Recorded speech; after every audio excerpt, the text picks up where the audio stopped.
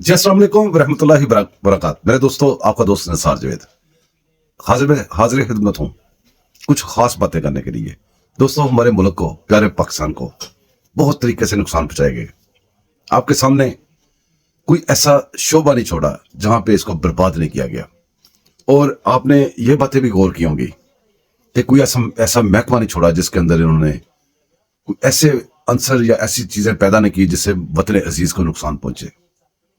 मेरे दोस्तों, भाइयों, हम सारे मिलजुल के इस वतन अजीज को वापस अपनी डगर पे मगन करने के लिए कोशिश कर रहे हैं।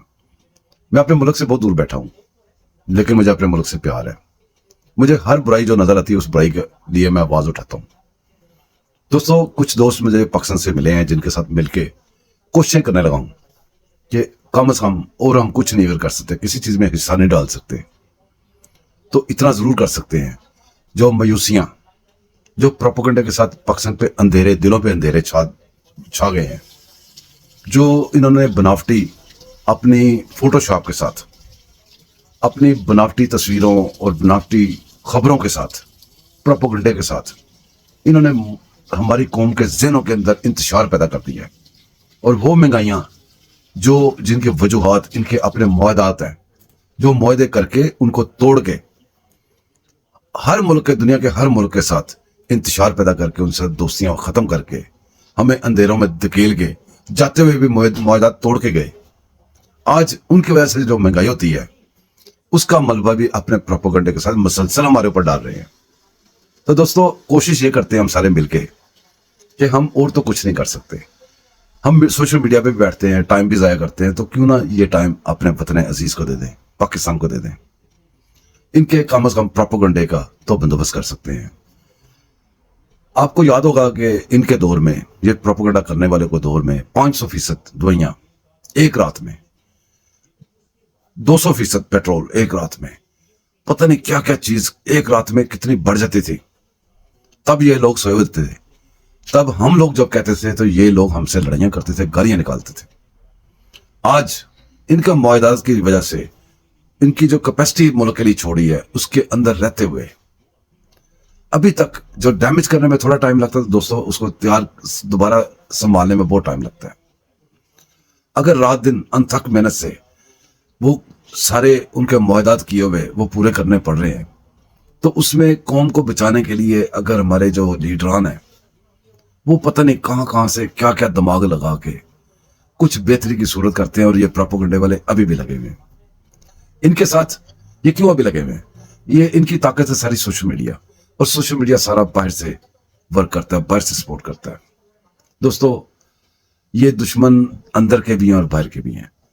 अपना फर्ज अदा करो, सोशल मीडिया पे अपना किरदार अदा करो, कोशिश करो, लीडरशिप का साथ दो। ये लीडरशिप अगर आपके लिए बेहतरी पैदा कर रही है, इतने बुरे हालात में अगर थोड़ा सा भी आपके फायदे के लिए कोई बात सोचती है, तो उसको अप्रिशिएट करो, ना कि उसको ऐसे बातें करो कि उसका दिल जल जाए। अगर आप एक तरफ देखते हैं कि पेट्रोल इतना बढ़ गया, ये तो पेट्रोल रात दिन बढ़ता था, बढ़ गया, मुआहदात की वजह से बढ़े ना, अप डाउन जो हो रहे हैं, जंगें लगी, सब कुछ हमें वो नजर आ जाता है। रोटी सस्ती नहीं नजर आती, हमें पेट्रोल नजर आ जाता है महंगा हो गया। हमें जो बेहतरी हो रही है वो नजर नहीं आ रही। रमजान का जो वो स्पोर्ट का पैकेज था वो नजर नहीं आता था। अगर उसमें उसकी तरसील में कोई बात गलत है तो वो मैं नजर आ जाती थी। दोस्तों, क्या हम गंदी मक्खी हैं जो गंद पे बैठते हैं, सारे जिस्म को छोड़ के गंद पे बैठते हैं? नहीं, हम इंसान हैं, पाकिस्तानी हैं, मुसलमान हैं। आंखें खोलो, साथ दो। दोस्तों, अब कुछ बातें और ये कर लेंगे हम कि कुछ ऐसी, चूंकि मैंने जैसे पहले अर्ज किया कि हम बाहर बेशक बैठे हुए लेकिन अपने मुल्क से प्यार करते हैं, तो बहुत सारी ऐसी बातें हैं जिनकी वजह से हम क्या कहना चाहिए कि थोड़े इमोशनल, जज्बाती हो जाते हैं जब हम अपने मुल्क से कोई खबर सुने। जैसे हमने पीछे सुनी थी वो थाने पे चढ़ाई वाली, इधर उधर, वो फिर एक जख्म जब आप सुनते हो तो सारे पिछले जख्म याद आते हैं, फिर बंदा शोर करता है।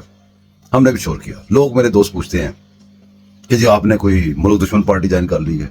जी आपने? नहीं, ये हमारी फोर्सेज हैं। हम जब इनको डांटते हैं, जब शोर करते हैं, हमारी नीयत और होती है।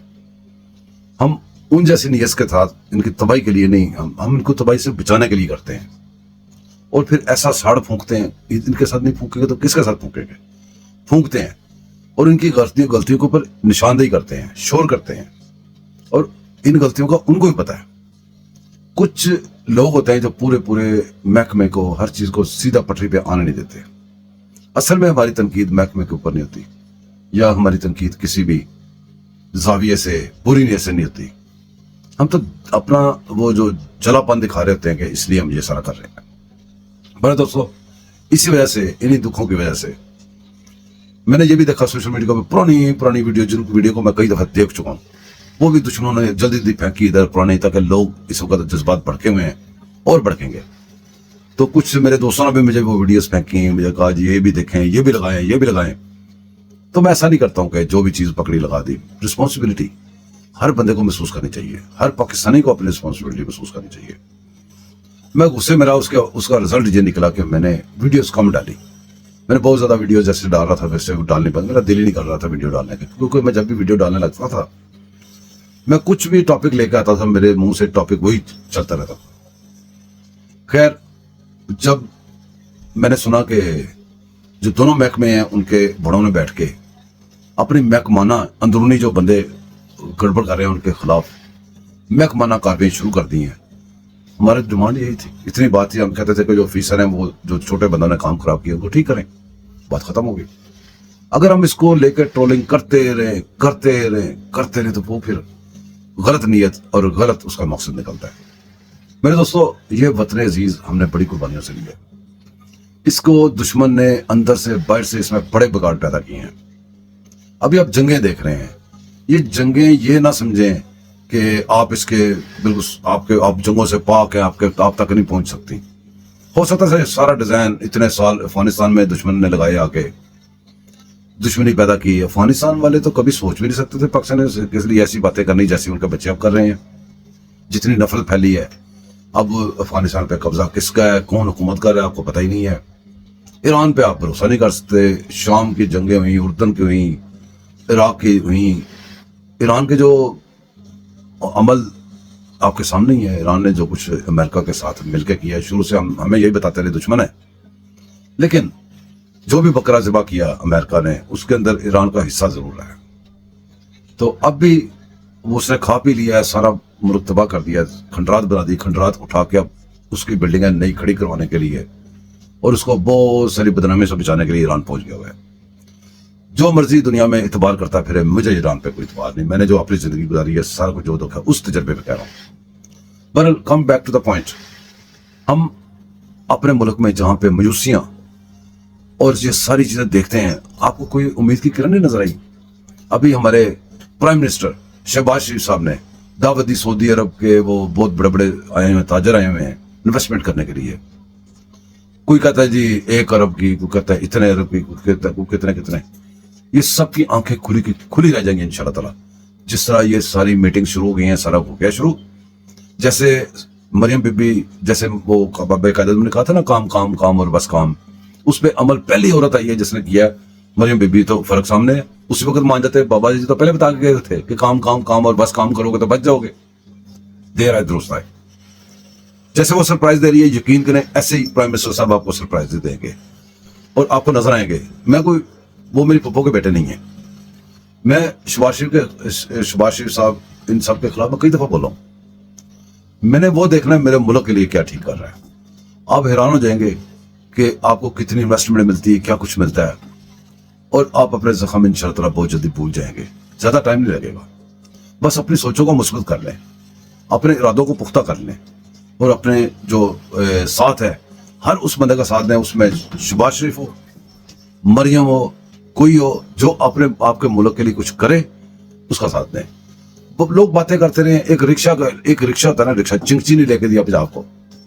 اپنی گاڑیاں بم پروف, فلان پروف گاڑی شڑیاں لے کے اپنی مراد لے کے گوگیاں پنکیاں لوٹ کے چلی گئیں. مریم بی بی آئی, اس نے آتے ساتھ پہلی تقریر کی, اس نے کہا ایئر ایمبولینس, وہ پڑی ہوئی ہے ایئر ایمبولینس. کتنے دن ہوئے ہیں یار, کچھ بندہ سوچتا, کوئی چل تو پڑا ہے نا کام سیدھی طرف. ایئر ایمبولینس چل پڑی, آگے ہمیں مل گئی, آگے ہمیں اور چیزیں مل رہی ہیں, انویسٹمنٹ آ رہی ہے آپ کے ملک میں. وہ آپ اس بات کو چھوڑیں کہ وہ نواز شریف خود کیوں نہیں سیٹ پہ بیٹھا. آپ اس بات کو چھوڑیں کہ شہباز شریف کیا کر رہے ہیں. آپ صرف یہ دیکھیں آپ کے ملک کے لیے کون کیا کر رہا ہے. بس دعا میں یاد رکھیے گا. چینل کو سبسکرائب کیجیے گا, لائک کیجیے گا, شیئر کیجیے گا. اللہ حافظ.